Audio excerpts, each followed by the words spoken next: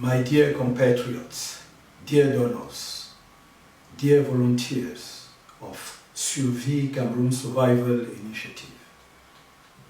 In my end-of-year message, I announced the completion of the operational activities of our Humanitarian Action, SCSI. This decision took effect on 21st December 2020 with all operational activities of the initiative having effectively ended in mid-December. Thanks to your historic and unprecedented mobilization, the goals of SCSI were largely achieved to the great satisfaction of our compatriots. This step completed, all that remained was to proceed with the administrative closure of the initiative, which was to take the form of the production of several reports. Firstly, a comprehensive report on the accounting, financial and operational management of SCSI to be prepared by the chairman of the management committee. Secondly, the audit report entrusted by the chairman of the management committee to ACDB Consulting. Thirdly, my moral report as initiator of SCSI to the donor community and all other stakeholders. Like you, I have received and read the executive summary dated 22 January 2020, released by ACDB Consulting. I noted with regret the conclusion of the letter stating its inability to formally establish the origin of the difference observed between the amounts posted by the online collection platforms and the cumulative amount of money actually collected by Stripe and PayPal and remitted to SCSI. I also noted that, failing to reach conclusions on the main purpose of the mandate entrusted to it, even after having obtained additional time to do so, ACDB Consulting was only able to put forward hypotheses on plausible explanations, in particular that of the establishment of a multi-gateway system or the implementation of an alternative online bank account, or the fact that the site had up to 9 administrators with the same powers. To date, I have not been privy to the full report produced by ACDB Consulting. In its preliminary observations dated 29 January 2021, on the executive summary of ACDB Consulting, the team of computer engineers who created the SCSI fundraising platform in April 2020 and who has since ensured its management, maintenance and development, has expressed serious reservations about the credibility of the work carried out by the audit firm. These reservations are based on both method and conclusions.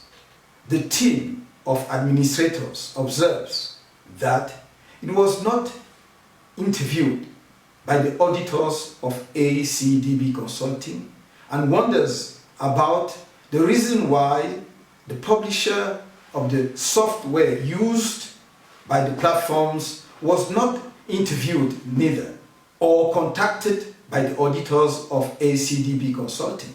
The IT team understands even less that no mention is made of the internal technical audit carried out by it in October 2020 on the subject of the discrepancy and made available to the chairman of the management committee, even though this internal audit report had benefited, among others, of inputs from the publisher of the software in question.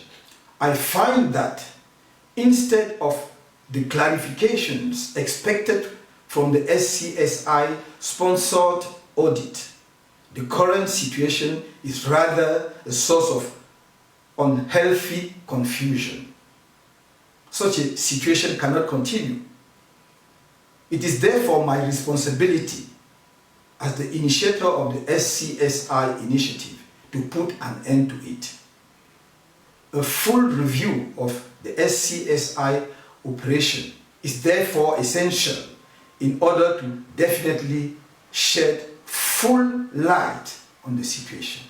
In this perspective, I have decided to begin with to commission Ernst & Young, one of the 4 largest audit and consulting firms in the world, to carry out an assessment of the information systems of SCSI in order to clearly establish the origin of the difference of approximately 330,000 euros observed between the figures posted by the online collection platforms and the cumulative amount of the sums collected by the operators Stripe and PayPal and transferred to the SCSI bank account.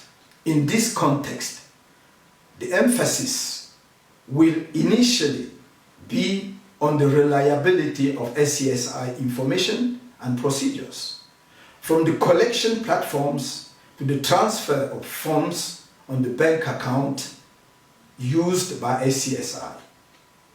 In addition, and in line with my end-of-year message, I'm formally putting an end, effective this 3rd February 2021, to all activities of the SCSI initiative. In due course, further action will be announced regarding the implications of the termination of SCSI operations. As you know, your donations for the fight against COVID-19 deposited through the mobile money and Orange Money platforms in Cameroon remained blocked to this day at the request of the Cameroonian government. As soon as the freeze is lifted, you will be informed of the amount of money collected through these platforms. The amount of money in question will then be transparently allocated to charities to be identified.